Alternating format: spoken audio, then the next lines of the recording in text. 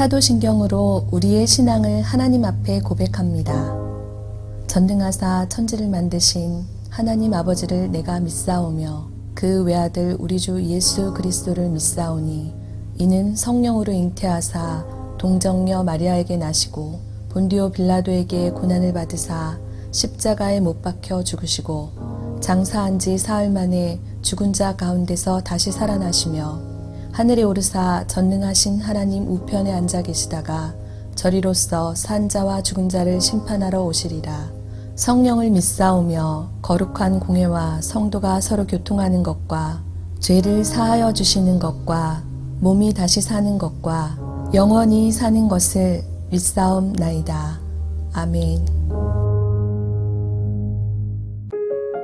오늘의 말씀 요한복음 12장 1절에서 11절 말씀입니다. 6월절 엿새 전에 예수께서 베다니에 이르시니 이곳은 예수께서 죽은 자 가운데서 살리신 나사로가 있는 곳이라. 거기서 예수를 위하여 잔치할세 마르다는 일을 하고 나사로는 예수와 함께 앉은 자 중에 있더라. 마리아는 지극히 비싼 향유 곧 순전한 나드 한 근을 가져다가 예수의 발에 붓고 자기 머리털로 그의 발을 닦으니 향유 냄새가 집에 가득하더라. 제자 중 하나로서 예수를 잡아줄 가룟 유다가 말하되 이 향유를 어찌하여 300데나리온에 팔아 가난한 자들에게 주지 아니하였느냐 하니 이렇게 말함은 가난한 자들을 생각함이 아니오 그는 도둑이라 돈꾀를 맞고 거기 넣는 것을 훔쳐가미러라. 예수께서 이르시되 그를 가만두어 나의 장례할 날을 위하여 그것을 간직하게 하라. 가난한 자들은 항상 너희와 함께 있거니와 나는 항상 있지 아니하리라 하시니라. 유대인의 큰 무리가 예수께서 여기 계신 줄을 알고 오니 이는 예수만 보기 위함이 아니오 죽은 자 가운데서 살리신 나사로도 보려 함이러라. 대제사장들이 나사로까지 죽이려고 모의하니 나사로 때문에 많은 유대인이 가서 예수를 믿음이러라. 오늘 말씀은 예수님의 생애 가운데 마지막 일주일이 시작되는 6월절 엿새 전에 일어난 이야기입니다. 예수님은 6월절 명절에 맞춰서 예루살렘에 가까운 베다니로 오셨습니다. 이곳 베다니는 얼마 전 죽은 나사로를 예수님께서 살리신 곳이었기 때문에 예수님의 도착 소식을 들은 그곳 사람들은 예수님과 나사로를 위해서 잔치를 벌였습니다. 그런데 그때 마리아가 자기가 가지고 있던 지극히 비싼 향유를 예수님께 가지고 왔습니다. 그리고 마리아는 자신이 가지고 온 향유를 예수님의 발에 붓고 자기의 머리털로 예수님의 발을 씻었습니다. 아마도 잔치에 참여했던 많은 사람들이 이 광경을 보았을 것입니다. 그리고 함께 무척이나 놀랐을 것입니다. 왜 그렇습니까? 지금 마리아가 예수님의 발에 부은 향유가 무척이나 비싼 것이었기 때문입니다. 오늘 말씀 3절을 함께 읽어보겠습니다. 마리아는 지극히 비싼 향유 곧 순전한 나드 한 근을 가져다가 예수의 발에 붓고 자기 머리털로 그의 발을 닦으니 향유 냄새가 집에 가득하더라. 3절 말씀을 보면 마리아가 예수님께 부은 향유가 어떤 것인지를 우리는 알 수 있습니다. 3절은 이렇게 기록하고 있습니다. 지극히 비싼 향유 곧 순전한 나드 한 근. 마리아가 예수님의 발에 부은 것이 나드로 만들어진 향유라는 것입니다. 나드는 북인도에서 수입되는 매우 희귀하고 값비싼 향유였습니다. 라틴 작가였던 플리니는 나드에 대해서 이렇게 설명합니다. 나드는 관목의 이름이다. 상인들은 나드의 잎과 새싹들을 구해 서쪽으로 가져왔다. 그런데 때로는 무게를 늘리기 위해 그것을 나드의 뿌리와 혼합하기도 하였다. 우리는 오늘 말씀에서 마리아가 부은 향유를 순전한 나드라고 표현한 것을 볼 수 있습니다. 이것은 지금 마리아가 예수님께 부은 향유가 어떤 첨가물도 들어가 있지 않은 최상급의 향유였다는 것을 말해주는 것입니다. 그래서 이 향유의 가치는 무려 300데나리온이나 되었습니다. 일용직 노동자의 하루 임금이 한 데나리온이었던 것을 생각해 보면 일반 사람의 1년치 봉급에 해당하는 비싼 물건이었던 것입니다. 그런데 오늘 말씀의 마리아가 이와 같은 값비싼 향유를 가지고 무엇을 하였습니까? 그처럼 비싼 향유를 예수님께 부은 것입니다. 같은 말씀을 기록하고 있는 마가복음을 보면 마리아가 향유를 부을 때 옥합을 깨트렸다라고 표현하고 있습니다. 이것은 마리아가 옥합의 밀봉마개를 깨뜨렸다는 것을 말하는데 이 가치 있는 향유를 단번에 예수님께 모두 부었다는 것을 우리는 알 수가 있는 것입니다. 여러분, 왜 마리아는 이렇게 비싼 향유를 예수님의 발에 부었던 것일까요? 그리고 왜 자신의 머리털로 예수님의 발을 닦았을까요? 마리아는 예수님의 가치를 알았던 것입니다. 적어도 나사로가 살아나기 전까지 마리아는 예수님을 그저 위대한 랍비, 즉 선지자 중에 한 분으로 생각했습니다. 지금까지 마리아는 예수님 앞에서 그분의 말씀을 듣는 것을 좋아했습니다.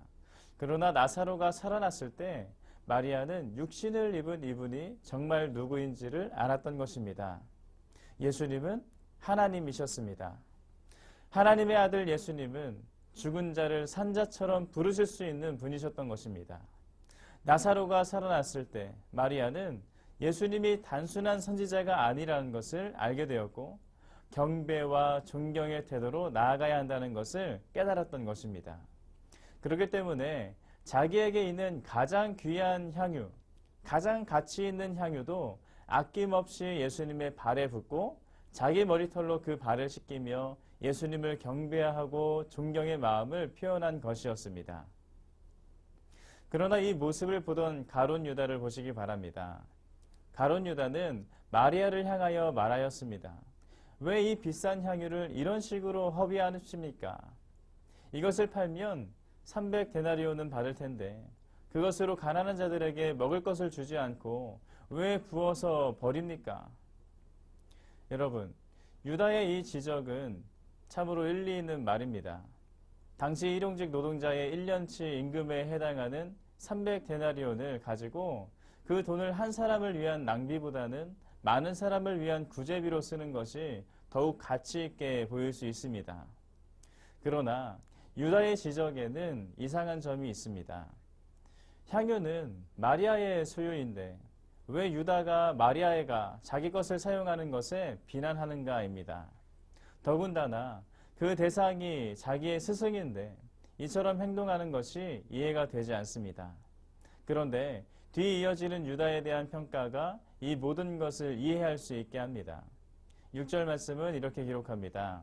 이렇게 말함은 가난한 자들을 생각함이 아니요 그는 도둑이라 돈꾀를 맞고 거기 넣는 것을 훔쳐 가미러라. 유다가 이렇게 말한 것은 가난한 자를 생각하기 때문이 아니라는 것입니다. 그는 예수와 제자들의 공금을 관리하던 자인데 평상시에도 공금을 도둑질하고 사적으로 사용해 왔던 것입니다. 그렇기 때문에 유다가 마리아에게 이렇게 말한 동기는 단순히 자신의 탐욕 때문이었다는 것입니다. 이런 것입니다. 만일 마리아가 향유를 팔아서 300데나리온을 가지고 왔다면 자기가 그 돈을 관리하게 될 것이고 그는 그 돈을 관리하면서 횡령할 수 있는 기회를 얻게 되는 것입니다. 그리고 이러한 계산이 들자 그 돈이 너무도 아깝고 분하여서 마리아를 향하여서 분을 낸 것입니다. 가룟 유다는 자신의 눈앞에 가장 최고의 가치가 있는 예수님을 두고도 그리고 함께 다니며 함께 먹고 함께 잠을 청하였어도 그를 알아보지 못하였고 돈을 더욱 가치 있게 여기고 탐냈습니다. 그리고 결국에는 그 돈 때문에 은 30을 위해서 예수님을 팔아버리게 되었습니다. 사랑하는 성도 여러분, 마리아와 유다 모두 예수님의 능력을 보고 경험하였습니다.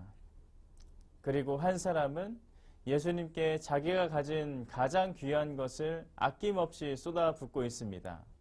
그러나 다른 한 사람은 왜 그 귀한 것을 이렇게 허비하느냐라고 책망하였습니다. 무엇이 이런 차이를 가져온 것입니까?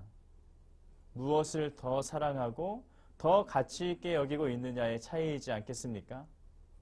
우리가 예수를 알기 전까지는 가룟 유다와 같이 돈을 더 사랑하고 세상의 것을 더욱 가치 있게 여길 수 있습니다. 그러나 예수 그리스도를 만나고 예수님의 은혜를 경험한 사람은 여전히 유다처럼 나 자신을 사랑하며 나 자신을 위하고 세상을 가치 있게 여기며 살면 안 되는 것입니다.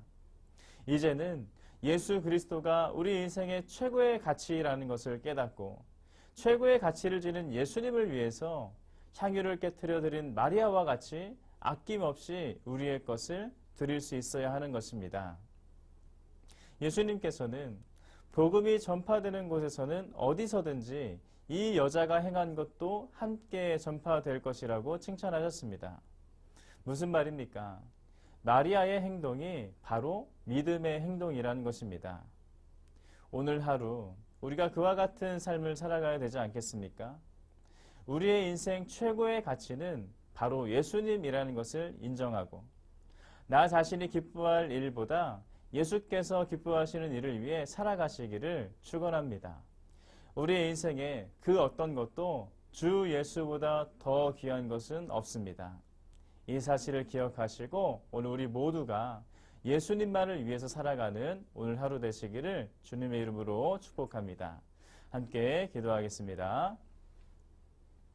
사랑과 은혜가 충만하신 하나님, 하나님께서 오늘도 우리와 함께 하시며 하나님의 은혜를 기억할 수 있도록 인도하시니 감사합니다.